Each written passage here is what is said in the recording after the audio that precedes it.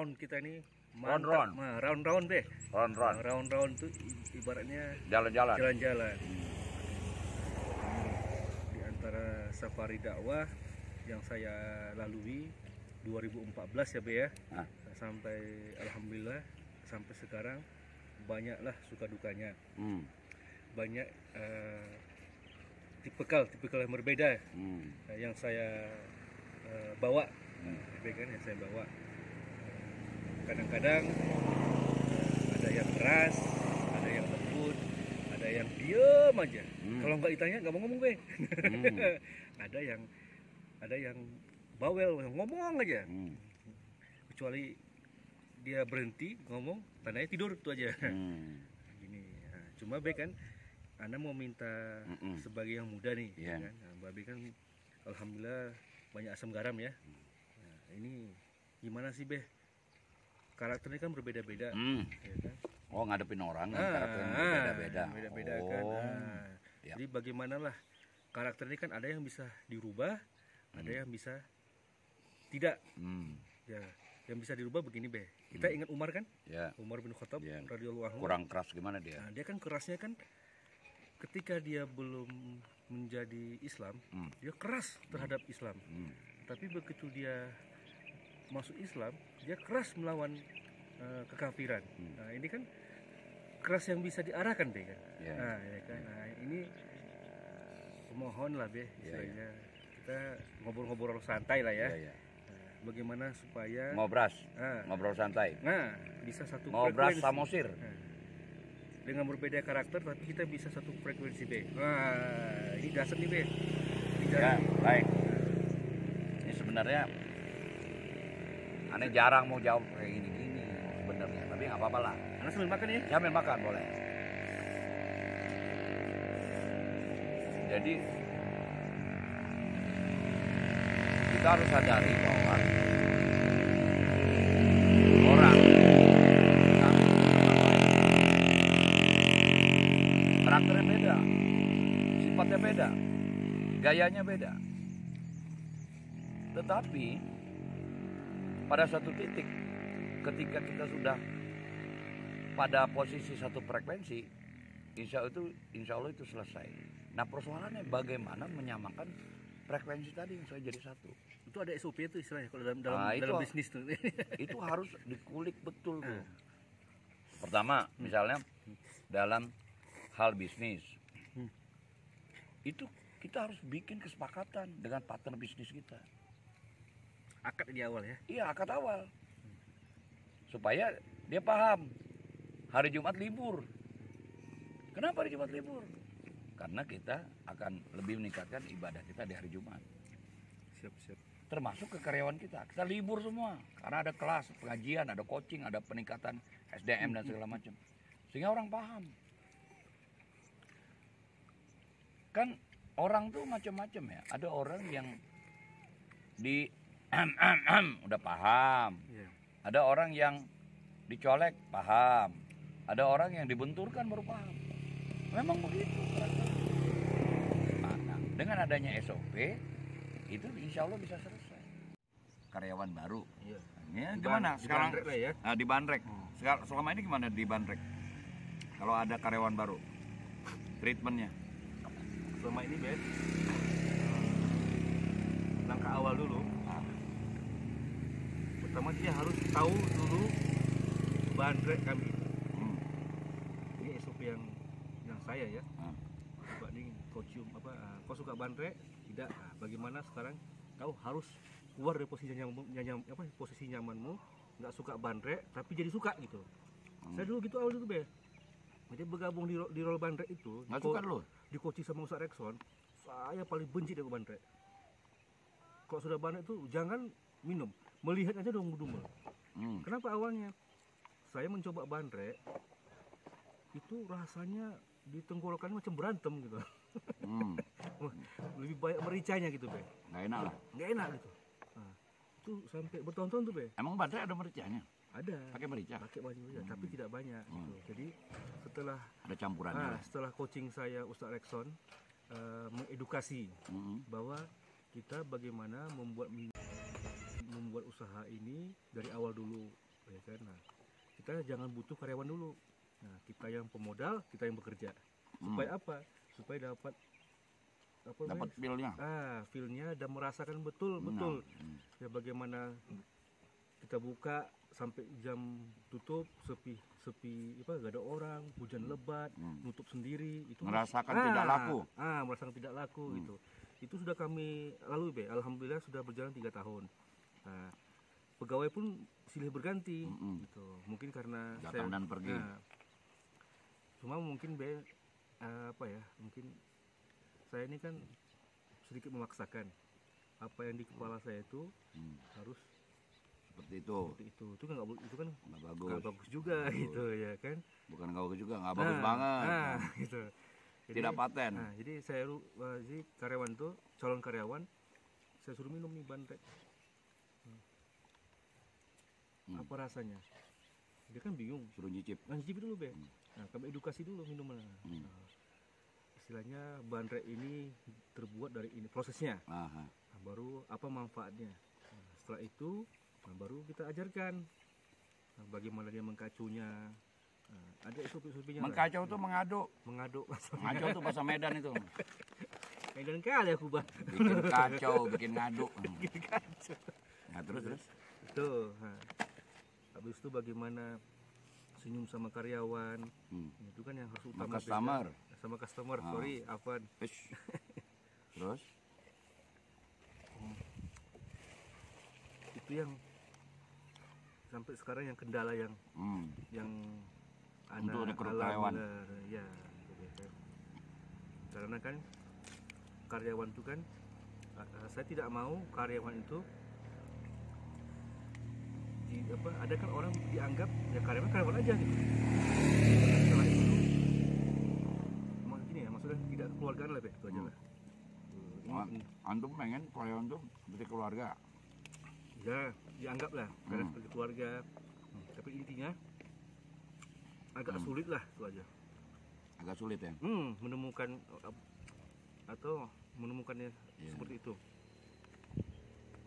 Ya kalau menurut Ane sih secara normatif orang yang mau jualan produk yang kita punya harus dikasih tahu knowledge produk. Tahu dulu nih knowledge-nya. Dia boleh tidak suka, tapi yang penting dia paham knowledge-nya. Kalau dia suka ntar minum Bandrek terus dia. Serius ini. Suka kali aku minum Bandrek.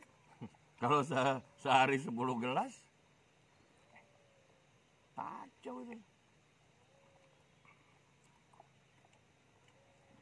Yang kedua, kan nanti secara teknis dia cuman ngacau saja kan, cuman ngaduk aja kan, nggak ada proses ini campur ini, cuman pokoknya satu bungkus ini 1 gelas, gitu kan kira-kira ya. Yang mungkin tambah susu apa-apa gitu. Itu kan sudah tidak sulit. Nah yang penting ada keinginan dia belajar bagaimana melakukan excellent service buat orang-orang yang kita bantu. Senyum, tidak lagi cemberut, membuang masalah lagi di luar kalau lagi. Itu kan penting itu. Nah kalau itu udah selesai insya Allah nggak ada masalah. Nah, ya berikutnya tentu yang perlu kita pikirkan kesejahteraan si karyawan gimana ini. Benar. Apakah kalau ada karyawan yang sudah melewati 1 tahun kerja, itu kan hebat tuh, 1 tahun kerja. Program berikutnya, siapapun yang sudah 1 tahun kerja, maka jadikan partner dan kita modalin. Itu tujuan kami memang. Itu keren itu. Betul. Tapi dia tahu dulu. Iya. Nah, tinggal nanti istilah diangkat manajer lah. Iya. Tinggal nanti bagaimana ngatur pembagian sirkahnya. Iya. Antum sebagai pemilik modal dengan kawan-kawan, dia sebagai partner yang kita modalin. Tentu yang akan menarik adalah selain gaji yang kita kasih, ada insentif bagi hasil dari profit. Terbuka aja. Dia yang nulis, dia yang nyatat, dia yang ngolah semua. Sebulan sekali loh. Ini gaji keluarin. Ini buat modal. ya kan? Kan kayak ada store gitu. Hmm. Nah profit kita terbuka nih profit. Karena dia nggak pakai modal apa-apa, mungkin kita awal kita kasih dia 20% mungkin. Sampai dia bilang, saya udah punya duit Pak, kalau saya bikin sendiri Pak, semua dari Bapak, hitungannya gimana? Akadnya. Nah itu keren. Sehingga bayangkan kalau antum punya orang yang bisa didik seperti itu 100 saja, berarti itu punya 100 outlet yang modalnya bukan punya antum, modalnya orang-orang itu sendiri ujungnya kan, walaupun di awalnya dari kerja kan. Jadi mungkin antum bagaimana memperbesar produksi bandreknya antum itu sehingga itu jadi jauh lebih banyak. Di samping antum nanti ada bagi hasil dari profit yang dimainkan di bawah sama teman-teman tadi itu kan. Itu keren itu. Kalau itu udah jadi role model, nanti antum bisa bikin kelas membuka warung bandrek sendiri. Seminarnya gratis. Kerjasama dengan siapa? Pemda apa segala macam, nggak apa-apa. Kita memfasilitasi aja. Karena yang mahal kan idenya itu loh. Pemda juga bingung mesti diapain ya rakyat ini supaya jadi mandiri. Menurut aneh gitu. Oh, ngomong-ngomong, kita kan dari hari Sabtu nih. Sabtu, Minggu, Senin, Selasa, ini hari Rabu. Hari kelima nih. Oh iya. Hari kelima. Bagaimana perasaan antum selama perjalanan yang udah kita lakuin dari awal Kuala Namu, terus makan di mana? Sobat tuh daerah mana? Daerah persinggahan di Kuala Namu. Enggak, nama daerahnya? Di Tanjung Murawa. Tanjung Murawa. Terus kita isi bensin di kilometer 65. Iya. Terus kita sholat di tebing tinggi. Iya. Di sana ketemu Hafiz, Mar'i Muhammad. Ya. Sampailah hari ini. Biar teman-teman yang lain mendengar sendiri. Apakah menarik, apakah bikin capek, apakah si boy itu bikin kesel. Silakan. Biar yang lain paham. Kalau boleh. Boleh. Ini sambil makan ya. Iya. Selama safari dakwah ini yang paling lama. Ya. Nah, dari 2014 sampai sekarang. Yang lainnya sehari 2 hari, Bang. Paling baik 3 hari. 3 hari pulang. Jadi, kalau suka dukanya justru lebih banyak sukanya tuh. Dukanya paling ngantuk aja. Bukan duka tuh ya. Maksudnya, bagian dari permainan itu mah. Dukanya belum sampai sini belum ada sih, itu aja. Sukanya banyak. Nah, kalau misalnya yang soal kopi yang dibikin tuh gimana? Kopi yang aneh bawa tuh. Kopi. Kopi itu apa kesan antum terhadap kopi itu? Langsung khasiatnya enak di badan. Ngangkat ya? Ngangkat dia. Habis itu ditambah lagi Laban God. Tuh ada tuh sama Ustaz Weli tuh di belakang. Laban God? Iya, Laban God. Banyak lah, banyak ya? Hikmah lah ya. Ceritain 3 aja dulu. Yang pertama, yang paling berkesan. Yang paling berkesan itu adalah dakwahnya. Nah, di sini kita tim ini begitu ikhlas ya menjalankan amanah yang sudah dibebankan. Untuk membawa Quran. Kalau nggak salah 2 tim ya. 2 tim ya. Mungkin ada 10 daerah lebih lah ya kalau kita gabungkan, kira-kira begitu deh ya. Kalau kita berapa daerah kalau kita? Kita 4 daerah kita. 4 daerah kita. Mana aja daerahnya? Penyambungan, Sibolga, Barus, Tarutung sama Balige. 5. Dan yang pertama ini kesan dakwahnya saya salut. Mas Bro, Mas Bambang, Mas Abdi ya.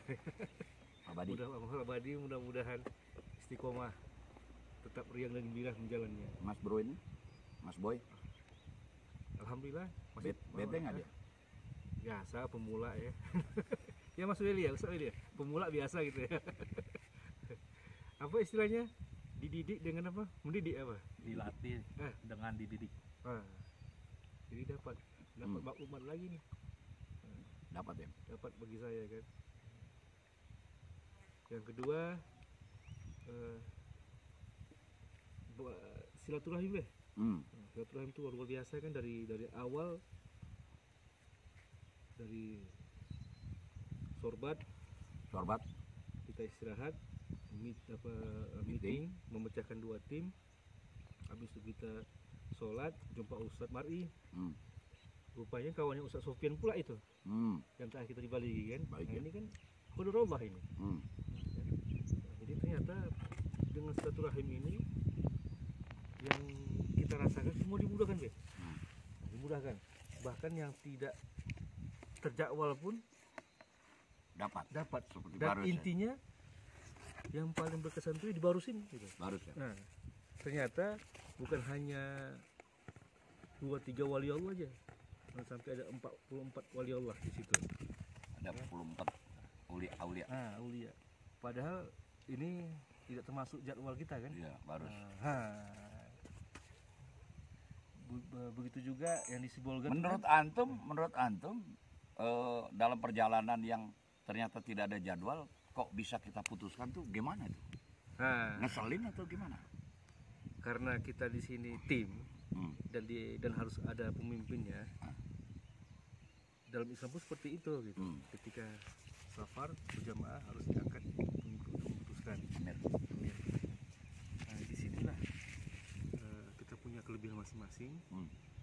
Harus mengambil keputusan cepat, tidak bertele-tele. Masing-masing kita ini punya peranan semua nih, bukan Babe aja, Mas Willy, semuanya sudah masing-masing ada tugasnya. Bahkan pun saya memikir juga gitu, bagaimana dalam perjalanan mudah, nyaman, tidak ngantuk, tidak uak-uak juga ya. Ada yang uang? Nggak ada. Ya. Memang harus itu deh. Ya kan? Ya, alhamdulillahnya dengan kita menjalani fungsi masing-masing tugas, ya, walaupun tidak sempurna, Ya. biasa ya. Kesempurnaan milik Allah. Intinya kita dapat lah banyak deh. Jadi termasuk di Sibolga sama di Barusula. Ya kan, itulah bagi saya ini termasuk banyak kan aja be kan. Di Sibolga ya seharusnya izin Allah kita ketemu orang penting gitu ya. Nah, ternyata dia sibuk tapi dia nelfon anggotanya, kau kawan itu, itu kawanku itu. Temuin dia. Dan akhirnya dia minta maaf, menyesal tidak bisa ketemu karena ada sesuatu yang tidak bisa ditinggalkan. Ya. Coba bayangkan deh, ya, dia sibuk tapi masih mau membantu kita. Itu kan luar biasa deh kan. Itu kan luar dugaan itu. Bahkan karyawan anak buahnya itu Pak Yusnal ya. Mengkompori Babe ini. Bahasa Medannya mengkompori. Babe dikompor-kompor ya. Be, ini kan baru dekat dari Sibolga 2 jam. Sayang Be. Iya, Babe kan dari Jakarta jauh-jauh kemari kok nggak ke Barus. Rugi amat. Kalau beliau ini kan orang Medan. Iya. Akhirnya Babe memutuskan, oke, berangkat ke Barus. Ternyata banyak sahabat-sahabat saudara kita yang kita jumpai Be kan, yang kita nerima dengan kita nggak tahu kesana awalnya siapa. Karena kita berjamaah, ada menghubungkan sahabat ini, akhwat ini. Akhirnya suaminya, habis itu ketemu BKM Masjid Raya. Besok Barus. kita akhirnya ketemu Ustadz Isnan lagi Be kan. Waduh. Isban. Yang paham sejarah Barus. Dan akan berjanji menemani kita kalau kita datang lagi ke Barus. Untuk sampai ke pulau keliling ke Pulau Karang, ke Pulau Pane, dan ke Pulau Mursala. Be, alhamdulillah. Bahkan lagi nih Be, kita kan nggak ada terpikir ke Samosir nih kan. Ke Samosir pulang. Oke. Nah, jadi Jadi seperti Rasulullah Ben. Rasulullah kan kalau pergi sama pulangnya beda. Iya, iya, iya. Rasulullah pergi ya ke sana. Ya, berangkat kanan pulang kiri. Gini. Mungkin inilah. Ya, ya, ya. Lebih kan? Ya, aneh ingin garis bawah ini hikmahnya. Pertama ya, perjalanan ini kan kecil besar memang perjalanan dakwah yang kita lakukan. Itu yang pertama. Yang kedua, dalam perjalanan ini kita itu sebagai tim harus ada teamwork. Ada yang bikin ini, ada yang kerja ini, ada yang melakukan ini. Nah, itu ada fungsi masing-masing. Nah, yang ketiga, memang keputusan dalam keputusan yang kita ambil dalam mengambil sebuah keputusan yang sepertinya tiba-tiba atau ada perubahan yang mendadak, itu memang harus dihitung dengan matang sehingga kita ambil keputusannya sigap dan tidak mengecewakan tim. Walaupun kita sadar ini perjalanan ketat ini. Ketat tuh artinya Cepat dia. cepat, ketat, gawat. Gawat kali, Bah. Di mana kau ada Ben? Ini perjalanan jauh ini. Iya, tapi Nggak, gawat, maksud Anda- bahasa gawat itu kan ke orang Iya. melihat ya kan Iya, orang awam ini biar orang- gawatnya apa ini? Biar orang mau tahu. Orang Medan ini berlebihan ini. Ya, jadi maksud aneh, antum bayangin ya. Mungkin antum yang tahu lah.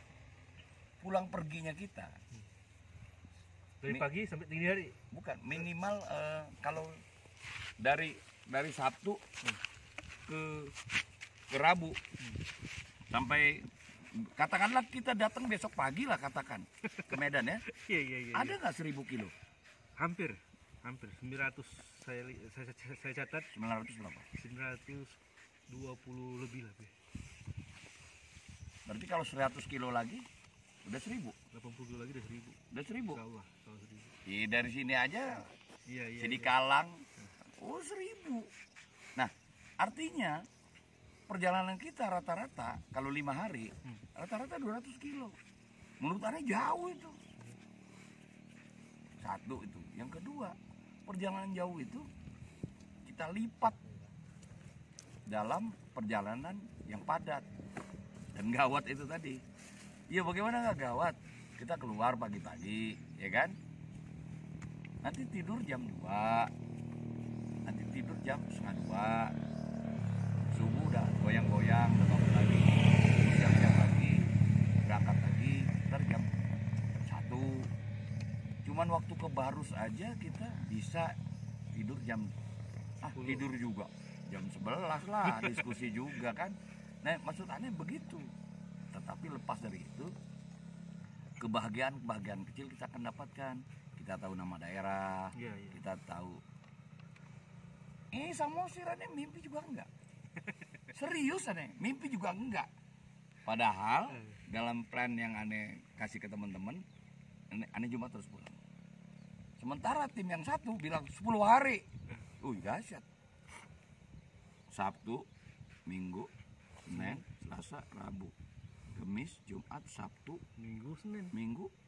Depan. Depan. Ya kan? Ya, Sabtu, Minggu, Senin, Selasa, Rabu, Kamis. 6 hari kita 7 hari. Jumat, Sabtu, Minggu, Senin. Itu 10 hari. Kalau kelar. Sementara aneh cuman Sabtu, Minggu, Senin, Selasa, Rabu, Kamis, Jumat. 7 hari udah pulang. Artinya kita padatkan gitu kan. Nah, berikutnya yang menarik lagi dalam perjalanan ini, safari dakwah yang kita lakukan, kita silaturahim dengan bukan sembarang orang. Iya. Ahli fikih, guru-guru ngaji, Cucunya ulama Madinah. ada kawan cucunya ulama Madinah lagi ya. Mandailing Natal Natal lagi. yang mengejutkan, kakeknya itu namanya Muhammad Ja'far bin Abdul Qadir Al-Mandaili. Al-Mandaili ya. Lahir 1896, meninggal 1958. Lahirnya di mana? Di Mekah. Kok bisa? Karena bapaknya Abdul Qadir Al-Mandaili itu bermukim sekolah, belajar di Mekah, menikah dengan orang Mekah, Syarifah, artinya keturunan Rasulullah. Punya anak salah satunya Muhammad Ja'far itu tadi. Setelah agak besar, pulanglah diutus ke kampung. Dialah awalan mendirikan tempat Hafizul Quran, penghafal Quran yang dari Mandailing. Jadi artinya cikal bakal dakwah yang di sana itu salah satu kakeknya Surbaini Nasution yang dipanggil Beni Nasution. Itu luar biasa tuh. Jadi aneh ketemu dia udah lama nggak ketemu. Jadi bisa kita lihat itu antusias dia ketemu tuh emang nggak kaleng-kaleng, bang. Oh itu luar biasa. Belum lagi antum ada komunikasi dengan teman antum yang lain. Jadi silaturahmi itu membuat kita dahsyat dan bertambah semangat. Apalagi yang membayangkan, apalagi waktu terakhir kemarin malam sampai jam 11 kita ketemu dengan Ustaz Haji Sofyan Siagian, pengembang dakwah. Dan yang dahsyat, dia tinggal di Balige yang notabene minoritas, bahkan di belakang rumahnya dia itu orang pelihara babi. Tapi apa yang terjadi? Dia punya anak 4, yang 2 sudah SMA dan SMP, sudah besar. Yang nomor 3 masih SD. Yang kecil Khadijah baru 2,9 tahun. Tapi yang terjadi apa? 2 putranya yang besar itu sudah habis 30 juz. Yang ketiga Syahrul sedang proses habis silik 8 juz. Yang kecil udah mulai belajar. Oh itu luar biasa. Belum lagi bapak ibunya bikin pula majelis Quran di rumahnya. Nah ini bukan kaleng-kaleng yang kita lakukan. Beda kalau perjalanan kita, perjalanan dagang. Deal sama orang, bohongin orang, nipu orang. Kadang-kadang kita yang ditipu. Lain. Nah, itu. Kira-kira gitulah. Atas nama tim ya, kami mengucapkan terima kasih atas bantuan antum yang dampingin kita. Mohon maaf kalau kelakuan teman-teman yang muda-muda ini mungkin tidurnya ngorok, ya mungkin sambil kentut gitu. Ya ini serius. Kalau antum mau marah aja gitu kan, namanya orang berjalan kan. Woi, kentut jangan sembarangan, ya nggak bisa di mobil dia kentut aja kan. Daripada dia beol di sana kan. Kalau kentut lepaskan saja. Lepaskan saja. Ya. Soalnya tetangga saya ada yang sebulan operasi supaya kentut nih. Dia harus kentut kan? Kentut itu operasi. Begitu dia kentut, alhamdulillah kami sudah kentut. Jadi kalau ada perlu kentut aja. Ya. Ya artinya gitu. Jadi Anda juga minta maaf kalau ada salah kata dalam perjalanan. Ya mungkin boy band yang lain apa gitu kelakuannya nggak menyenangkan, mohon dimaafkan. Tidak ada be. Kalaupun ada pun sudah selesai ya. Sudah selesai. Kalau di mana-mana kan ngomong tuh harus ada closing statement. Yeah. Closing statement lah dari perjalanan kita dalam 2 kata.